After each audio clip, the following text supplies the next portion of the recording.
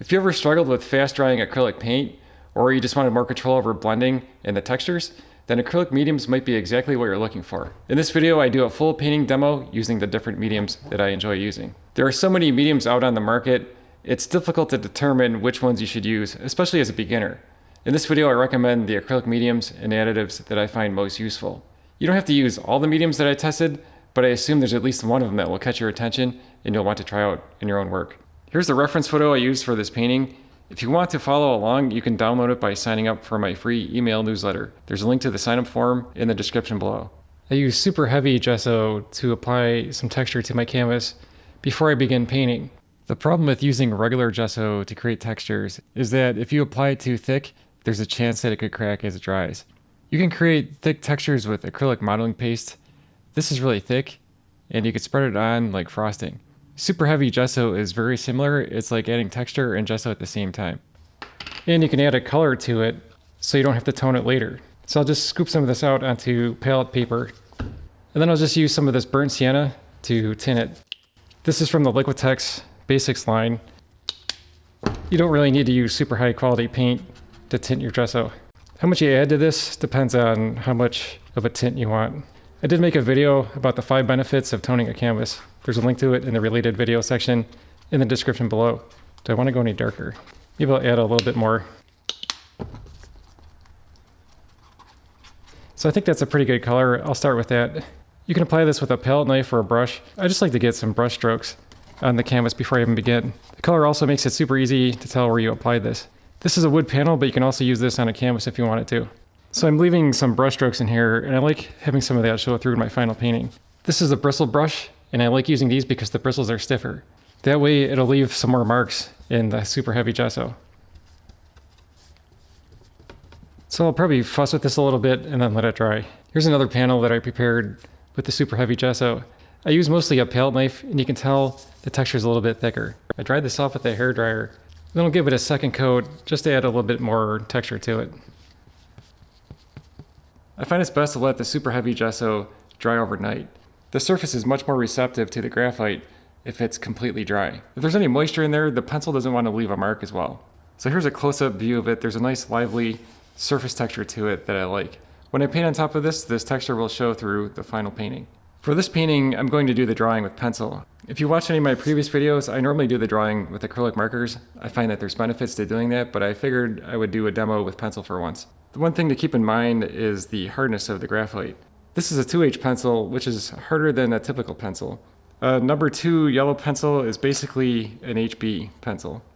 And the softer graphite would be something like a 3B. If smearing bothers you, you want to use a harder pencil. This is a 3B pencil, and you can see that it smears a little bit when I brush over it. A 2H pencil, it will smear, but it's not as bad. Here's my reference photograph, and when I do a drawing, I sometimes use a grid like this to make it easier to complete the drawing. Basically, the way this works is I'll draw the same grid on my panel, and that way I'll get the position and the proportion of everything more accurate. I can line up the objects with the different parts of the grid. For example, I can use it to figure out where the edge of this bowl is. It's halfway down the canvas. You can also just look at things and sort of figure out the edge of this table is maybe a quarter of the way up this square here. So this is the halfway point. This would be about the quarter way point, so it's just a hair above it. I'll begin by drawing this grid onto the panel. I start by drawing an X through the panel. And that tells me where the middle is. Then I can take a right triangle, line it up with the edge. And now I have the vertical center. I could do the same thing to find a horizontal center. So I just completed the X here, which gave me the center of this larger rectangle. That allows me to divide it into a finer grid. I'll do the same thing on the other side. I'll use mostly a 2H pencil for the sketch. I figure I'd begin with the bowl because it lines right up with the center of the panel. And I put some hatch marks in here where I think certain things should be.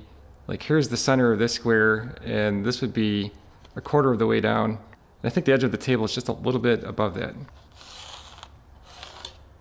The right edge of the bowl comes up to about here. This is the leaf of the strawberry. Here's the center of this square, and the bottom of the bowl lines up almost perfectly with it. I darkened up some of the lines so it's easier to see in the video. Just for a demonstration purpose, I'll try to erase some of these grid lines. Whoop. If you never used one, the reason why they called it a kneaded eraser is because you can knead it into different shapes. So you can create like a sharp edge like that and get into tighter areas. The other neat thing about it is it doesn't leave crumbs.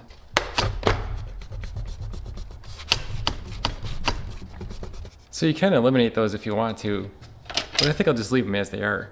It's not hurting anything, and in fact it might help me when I'm painting because I still have like a reference point. I'm going to use clear gesso to seal this drawing. For one, that will allow me to paint over it without getting any smearing. That can happen when you use a soft graphite and then paint over it with like a lighter color. It will activate some of the graphite and it'll get into your paint. It is possible to use matte medium to seal your drawing, but I do like the clear gesso. And that's because it has like a fine, clear aggregate in the medium itself. And when it dries, it has a nice gritty texture that the paint can stick to. So I just squeeze some out onto my painting and I gently paint over the graphite lines. I'm using a soft nylon brush. That way I'm not disturbing the graphite too much. The idea is I could let this dry and then put a second coat on it. I'm going to coat the whole thing because I do like the gritty texture of the clear gesso. One of the benefits of clear gesso is that if you wanted to paint on paper, you could seal it with clear gesso and still have the texture and the color of the paper showing through. You could also use it on raw canvas. That way the beige color of the canvas would show through in your painting.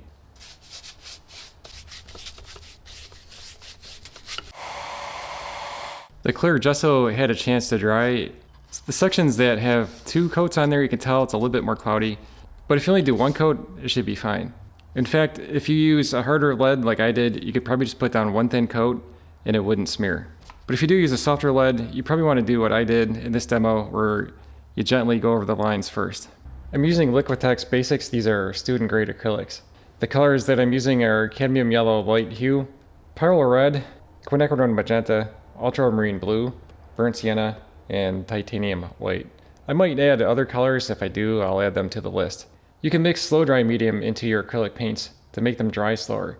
That will give you more time for blending and for creating soft edges. I think I'll start with the color of the bowl, so it'll be mostly white and some cool grays.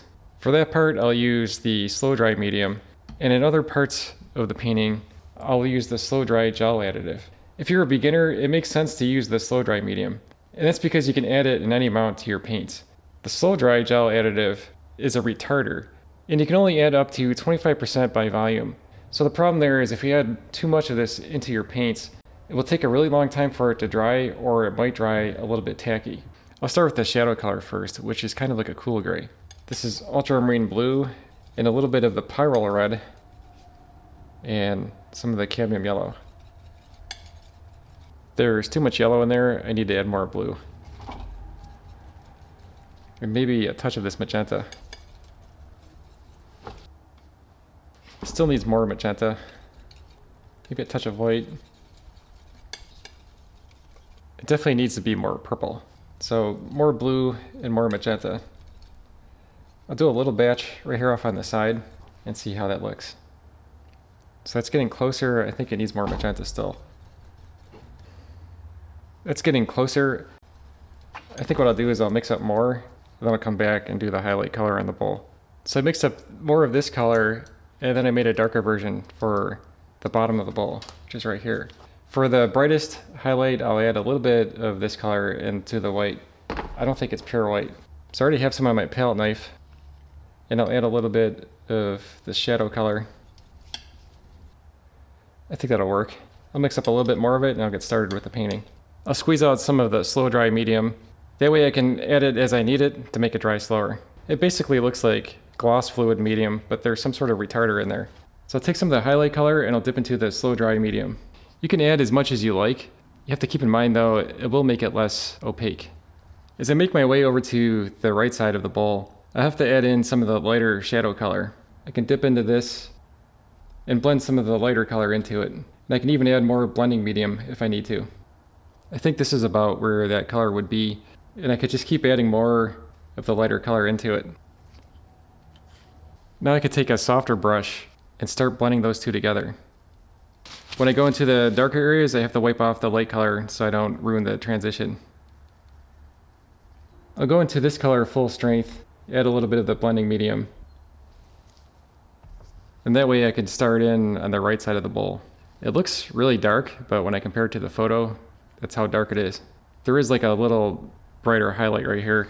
I can keep mixing these colors together so they lighten up, add a little bit more blending medium, then continue on with this transition. I'll put in some of the darker shadow color that's near the strawberry, because I have to think about transitioning that into this highlight above it. The nice thing about this blending medium is you don't have to think too much about how much you're adding to it, because you can't add too much, unlike the retarder.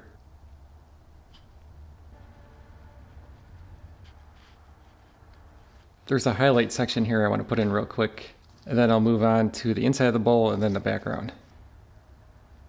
I think the inside of the bowl has more red because the strawberries reflect the color onto the side of the bowl.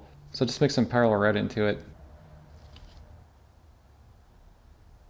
I'm going to mix up the background colors.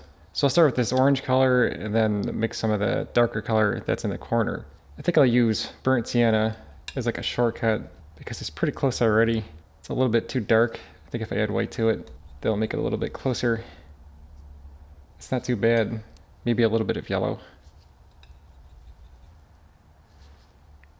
Touch of red. It's pretty good. I think I'll mix up more of that and then I'll move on to the darker color. For the darker color, I'll start with the burnt sienna, and I think ultramarine blue would make it darker. And maybe a little bit of magenta. It's not too bad. I think it needs white.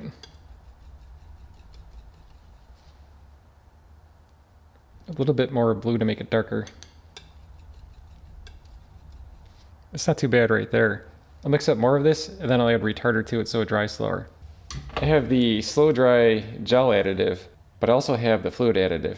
I was thinking to demonstrate both of them. I'll use the gel additive for the background and then I'll use the fluid additive for the table.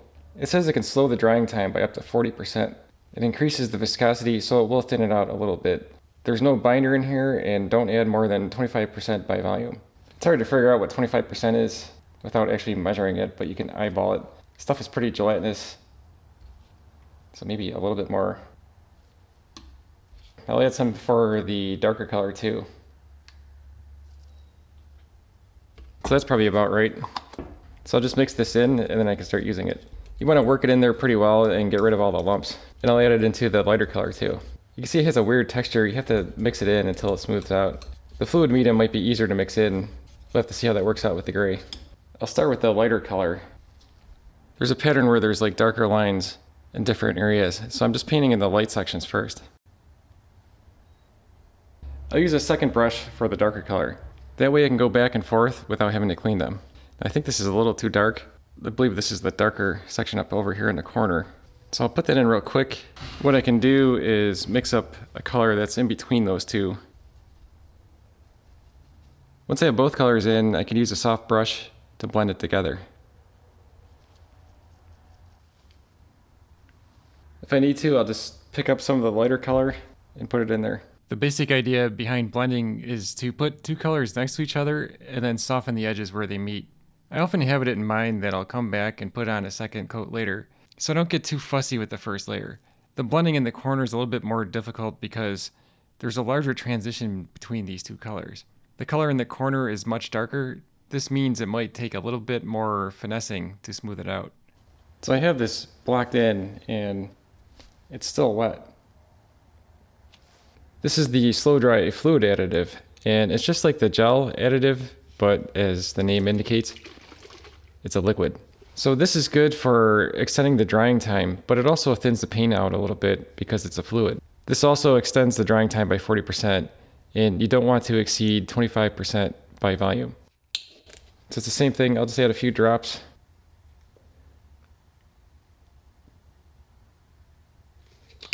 And then I'll just mix it into every color.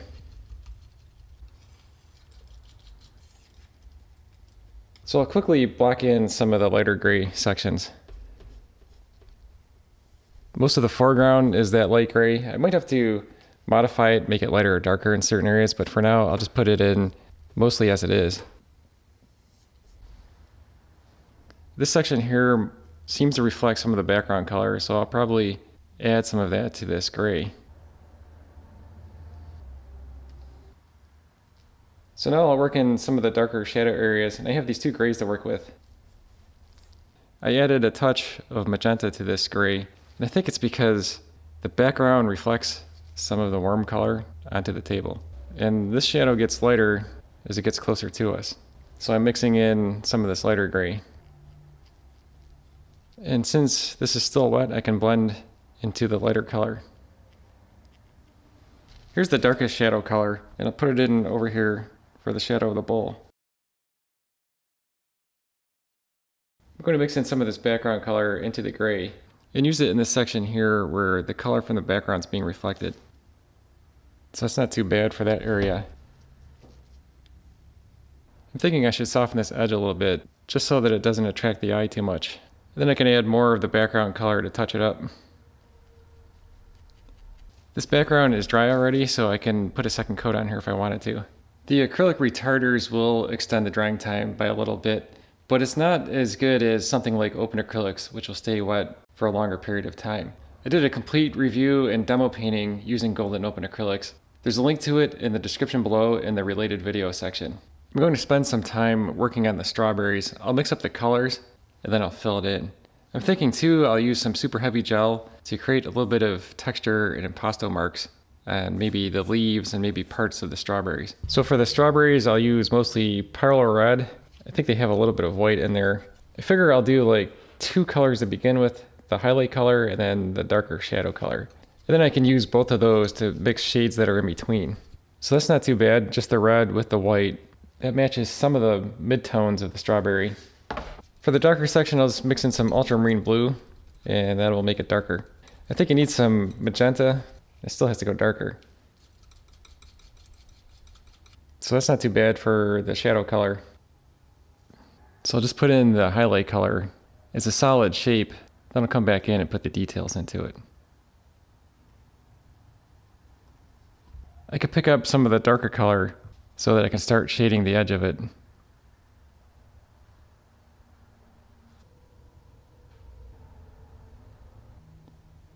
For the darkest section, I'll just dip into my darkest color here and start putting it in there. I have some of the other color on my brush, so it should be a little bit lighter, which is what I want.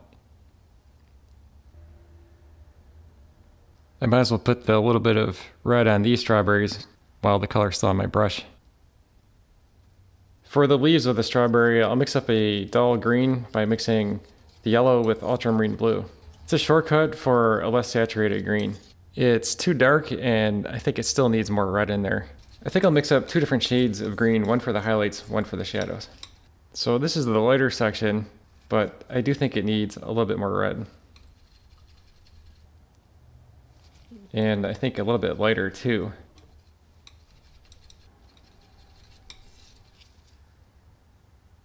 That's not too bad. I think still a little bit more white. I don't really need it to be exact. I'm going to mix these 2 colors together to create other shades. I'm just looking for like base colors to start with. So now I'll do a darker color, and I think I need more red in there. And some more blue.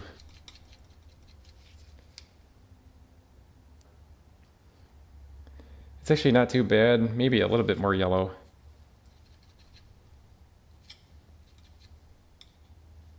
And a touch of blue. I think that's enough to get started. I think I'll start with the darker green and put the shadows in. I got a lot of the dark sections blocked in. Now I can just start mixing in some of the lighter color. I'm going to mix up the color of the chocolate. I just want to get that color in there. It's the last thing that's not filled in. So this is burnt sienna and ultramarine blue. I think it needs more red. That might be too much. Maybe a little magenta. I'll add a little bit more of the ultramarine blue in there.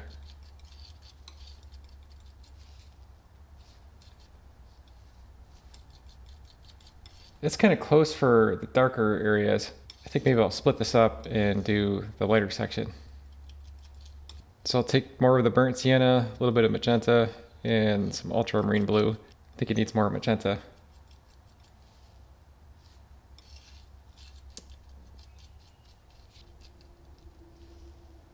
A little bit of white and magenta. and that's getting closer to that color. Maybe more ultramarine.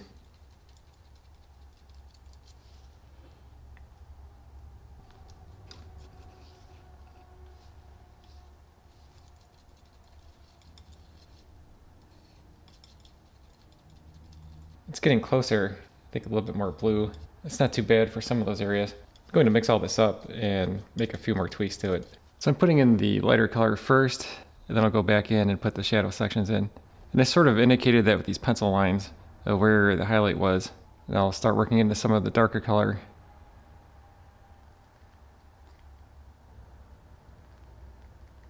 I just added some white for the brightest highlights. I'm going to touch up this background. I think it needs to be smoothed out a little bit, and areas like this part right here need to be lighter.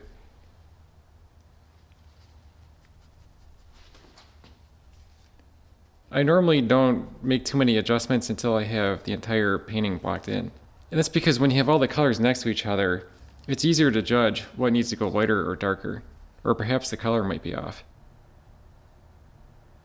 If you'd like to make acrylic paint thicker, a lot of people add regular gloss gel to their acrylic paints. The problem with that is that it really doesn't make it any thicker because the gel is about the same consistency as regular heavy body paint. So I recommend using something like the super heavy gel from Liquitex.